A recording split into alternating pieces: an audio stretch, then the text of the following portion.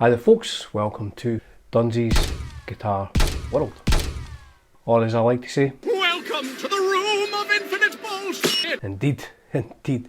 So today's video, I'm going to be playing all the sounds on a single coil guitar. God! Okay, it's happening! Everybody stay calm! What's the procedure, everyone? What's the procedure? Stay calm! Yeah, don't panic, don't panic. And that single coil guitar is... I've just realised that single coil guitar is in a room. I'll need to go and get it. I should really plan these videos out before I start them. So this guitar is an American Vintage 64 Telecaster. Now I have to say, just in case my wife's watching, this is not an original 1964 Telecaster. It's a reissue from, I think, 2016. I traded this for my Gibson Les Paul Jr., which was a nice guitar, but I've got a ton of Juniors type guitars. I didn't have a really nice Telecaster, so I thought I'll get a really nice Telecaster, and I like ones with Rosewood necks. All the other tellies I have, apart from the Avril Lavigne one, but there are 4 or 5 Telecasters which all have maple necks. Now you may notice one of my neighbours has decided to cut their grass just when I'm doing a video. I mean, I should really send a note to all my neighbours to say, look, I'm recording a video, could you please not cut your grass when I'm doing it, because it will be super annoying.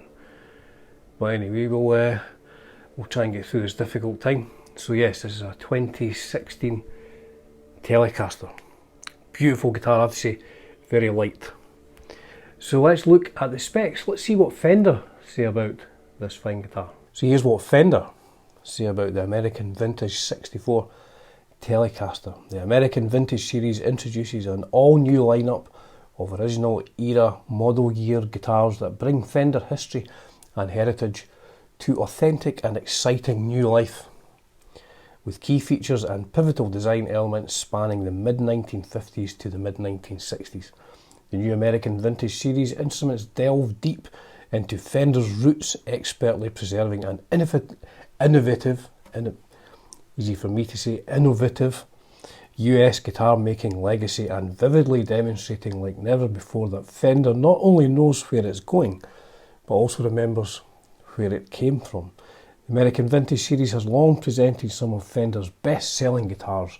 Their early 80s introduction, in fact, was one of the first signs that Fender was back as the CBS era ended. Today, Fender has boldly cleared the slate to make way for a fresh American Vintage series with new features, new specs, and the most meticulous level of vintage accuracy yet.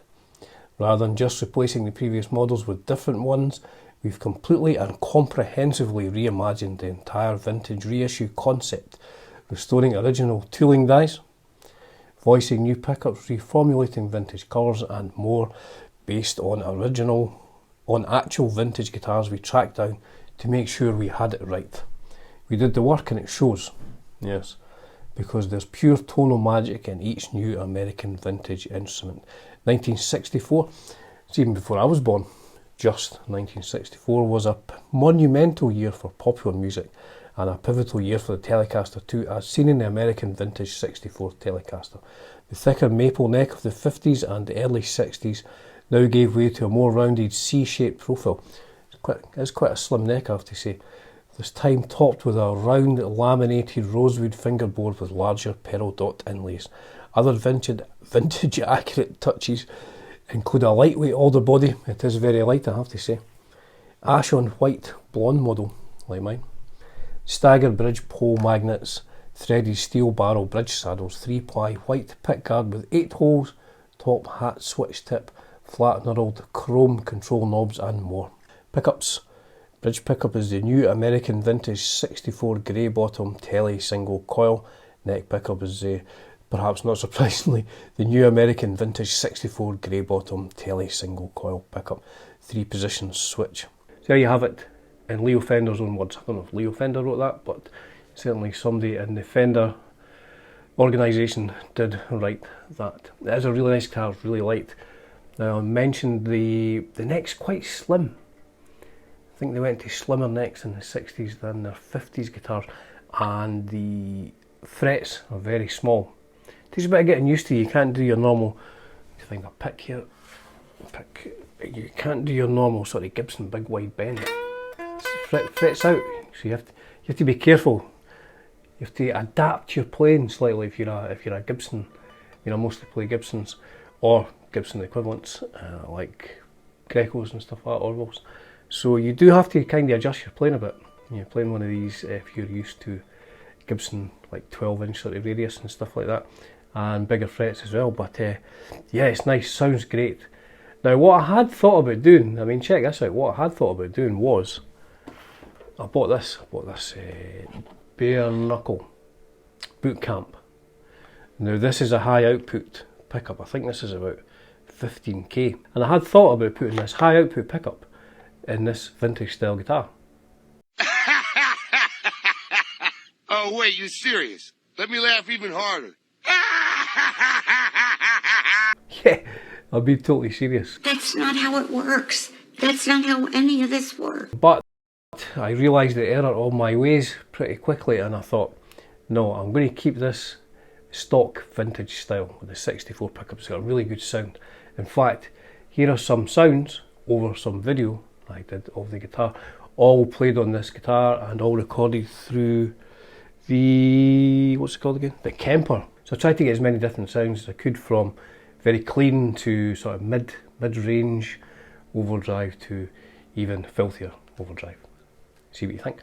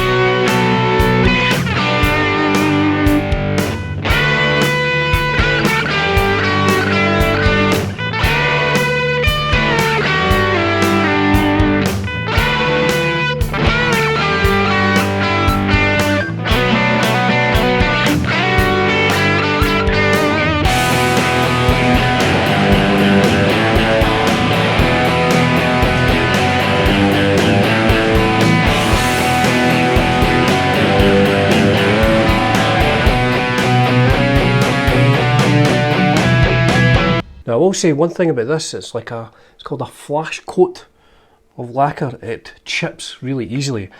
I mean, I don't know if you saw in the video, but even I rested this down on the kitchen table and there was like a grainy rice. Wife was cooking Chinese food there, and there was a grainy rice lying on it, and it's dented the finish. I mean, these dent very easily. If you can see and I mean, I didn't hit this with a hammer. I think I just bumped it off my desk and it's taken a big chip out. I get the impression that these are meant to age very quickly and look like an original 1964 Telecaster within about 5 days of purchase. So I'll play out with a solo over a backing track by Now You Shred. Now, I have to say, Now You Shred, what a top chap. When you purchase his backing tracks, you download all the individual tracks like drums, bass, keys and stuff like that, so you can mix your own sort of track. So I just did some guitar whittling over the top of a Now You Shred backing track, which I think, according to Mr. Now You Shred, is in A major. It could be. I moved around until I got some notes that seemed to fit. There you go.